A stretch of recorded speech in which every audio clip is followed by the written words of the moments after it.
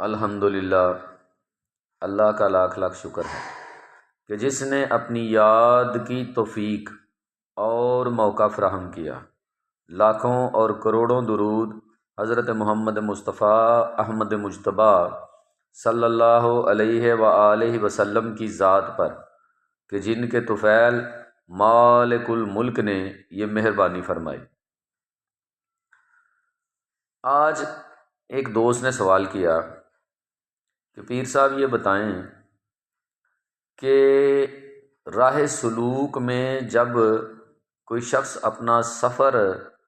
شروع کرتا ہے تو بعض اوقات مرشد کی ذات جو ہے اسے حیوانات سے بنی ہوئی اشیاء جو ہیں وہ کھانے سے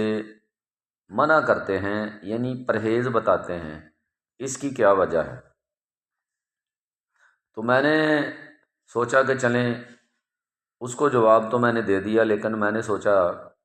کہ جتنے بھی اس راہ کے مسافر ہیں ان کے لیے ایک پیغام جو ہے وہ ریکارڈ کر دوں اور اسے اپنے چینل پہ اپلوڈ کر دوں۔ تو بات یہ ہے کہ جب آپ راہ سلوک میں اپنا سفر شروع کرتے ہیں تو مرشد کی ذات جو ہے وہ آپ کو حیوانات سے بنی ہوئی چیزیں کھانے سے اس لیے منع کرتے ہیں کہ وہ انسان کے اندر چھپے ہوئے حیوان کو کمزور کر کے اس کو اپنی موت آپ مارنا چاہتے ہیں۔ یعنی جو انسان کے اندر نفس ہے، جو حیوانیت پیدا کرتا ہے، اس کی حیوانیت کو ختم کرنے کے لیے حیوانوں سے بنی ہوئی اشیاء سے مرشد کی ذات منع کرتی ہے کہ انسان کے اندر موجود حیوانیت ختم ہو جائے اور اس کی جگہ انسانیت لے لے۔ اس کے اندر ماسوا کو جلانے کے لیے اور اس کے نفس کو مارنے کے لیے کچھ وقت تک جو ہے مرشد کی ذات یہ پرہیز جو ہے وہ بتاتی ہے، اور جب وہ دیکھتی ہے کہ اب یہ بندہ جو ہے یہ اس کا نفس جو ہے، اس کی شہوت جو ہے، اس کے اندر ماسوا جو ہے وہ جل گیا ہے، ختم ہو گیا ہے، تو پھر اس پرہیز کو کھول دیا جاتا ہے۔ اسی طرح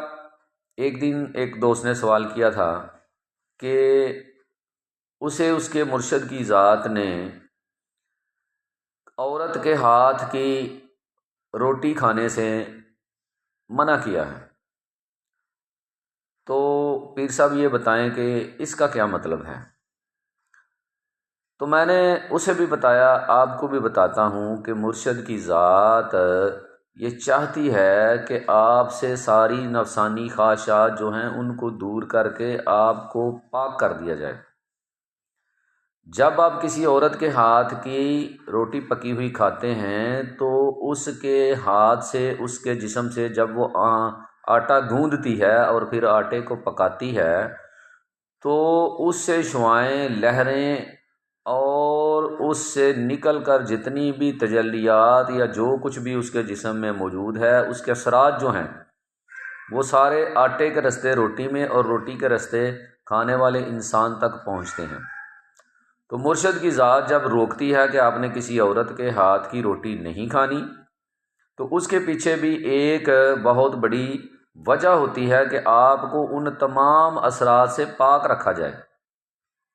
جو کسی دوسرے شخص سے کسی بھی صورت آپ کے جسم میں منتقل نہیں ہونے چاہیے، کیونکہ مرشد کی ذات نے آپ کے جسم کو کثافتوں سے دور کر کے لطافت سے بھرنا ہے، اسے نور کا مرکز بنانا ہے، نور کا گھر بنانا ہے، اور نور کا گھر جو ہے وہ لطیف ہوتا ہے، کثیف نہیں ہوتا۔ تمام قسم کے بیرونی اثرات سے بچانے کے لیے مرشد کی ذات جو ہے وہ اپنے مرید کو، سالک کو ان چیزوں سے روکتی ہے۔ امید ہے کہ آپ کو بات کی سمجھ آ گئی ہوگی۔ اللہ تبارک و تعالی ہم سب کو اس پر عمل کرنے کی توفیق عطا فرمائے۔ وما علینا الا البلاغ المبین۔ السلام علیکم۔